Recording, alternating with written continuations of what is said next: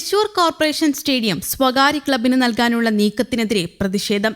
Track കയ്യേറിയുള്ള നിർമ്മാണ പ്രവർത്തനത്തിന് നീക്കം നടക്കുകയാണെന്നും ഇതിലൂടെ അത്ലറ്റുകൾക്ക് പരിശീലിക്കാൻ അവസരം നഷ്ടമാകുന്ന സാഹചര്യം ഉണ്ടാകുമെന്നും പ്രതിഷേധക്കാർ ചൂണ്ടിക്കാട്ടി.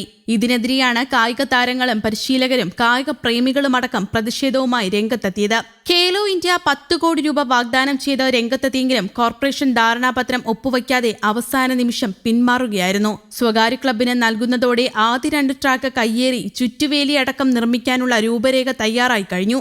നിരവധി ഒളിമ്പ്യന്മാരും അർജുന അവാർഡ് ജേതാക്കളുമായ അത്ലറ്റുകളെ സംഭാവന ചെയ്ത കോർപ്പറേഷൻ സ്റ്റേഡിയം ഏകപക്ഷീയമായി സ്വകാര്യ ക്ലബിന് വിട്ടുകൊടുക്കാനുള്ള നീക്കം ദുരൂഹമാണെന്ന് പ്രതിഷേധക്കാർ ആരോപിക്കുന്നു. ഫുട്ബോളിനും അത്ലറ്റിക്സിനും ഒരേ സമയം പരിശീലനം നൽകാനുള്ള സൗകര്യം സ്റ്റേഡിയത്തിലുണ്ട്. അത് നിലനിർത്തി മുന്നോട്ടു പോകണമെന്നാണ് തങ്ങളുടെ ആവശ്യമെന്നും ഇവർ പറയുന്നു. അതിന് തയ്യാറായില്ല എങ്കിൽ കോടതിയെ സമീപിക്കുമെന്നും ഇവർ വ്യക്തമാക്കിയിട്ടുണ്ട്.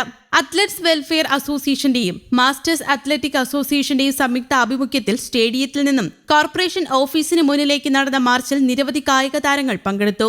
ഏഷ്യൻ മെഡലിസ്റ്റ് OL തോമസ് ഉദ്ഘാടനം ചെയ്ത ചടങ്ങിൽ മുൻ മേയർ K രാധാകൃഷ്ണൻ അധ്യക്ഷത വഹിച്ചു. ഇന്റർനാഷണൽ അത്ലറ്റ് PH അബ്ദുള്ള, കോച്ചുമാരായ ആന്റോ, ബിജോയ്, അജിത്, പിന്റോ, രാജൻ തോമസ് തുടങ്ങിയവർ പങ്കെടുത്തു.